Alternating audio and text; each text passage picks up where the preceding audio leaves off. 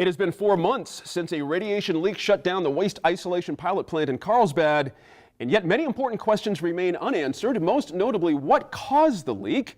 And it's unclear when WIPP will reopen, but investigation efforts are continuing to focus on barrels of waste from Los Alamos National Laboratory. Now, officials with LANL have admitted that mistakes were made in processing those containers, including one that ruptured at WIPP and may have caused the radiation leak. Indeed, there are several federal investigations going on. You know, a lot of folks are looking into this. We're hearing 3 years possibly before things reopen and folks can work again. Yeah.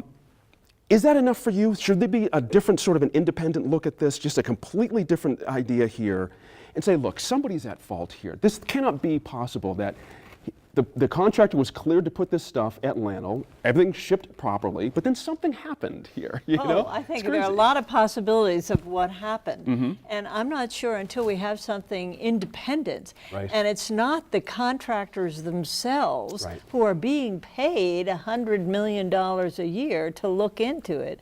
Not until we have something independent that we will actually find out. Now, you would ordinarily think that the state should be looking into this. But the state environment department is so underfunded, doesn't have the expertise to really do this, is only involved because it's a mixed hazardous nuclear waste situation that I really don't know who's going to be answering those questions.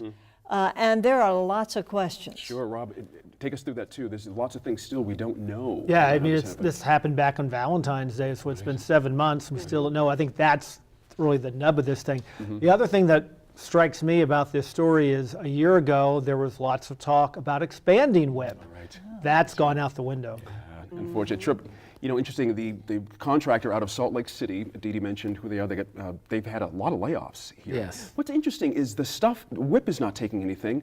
They're sending some of the stuff to Texas now, but it looks like it's not going anywhere. All this transuranic waste has no home now. Well, I mean, that's why I was kind of smiling when Rob talked about this, because a year ago there was like, we're going to take this stuff, but a higher level kind of a waste.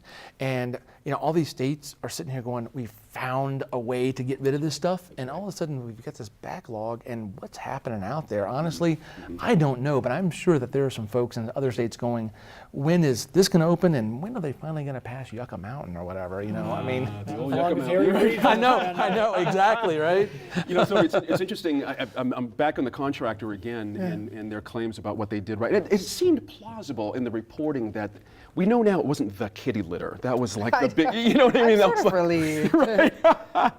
But what was it? That's the problem here. And he makes mention that we had the truck fire. That seems to be forgotten over time. Yeah, you're right. The truck did not have the fire suppression equipment that was working. There was a lot of things here. So I hear a lot of CYA going on here, but not much from LANL. There is a lot of this kind of, and I think that one of the challenges that this group is going to face, and by the group I don't just mean the contractor, but I mean LANL, I mean WIPP, you know, the government, et cetera, is that we don't have long-term trust around this issue. That's right.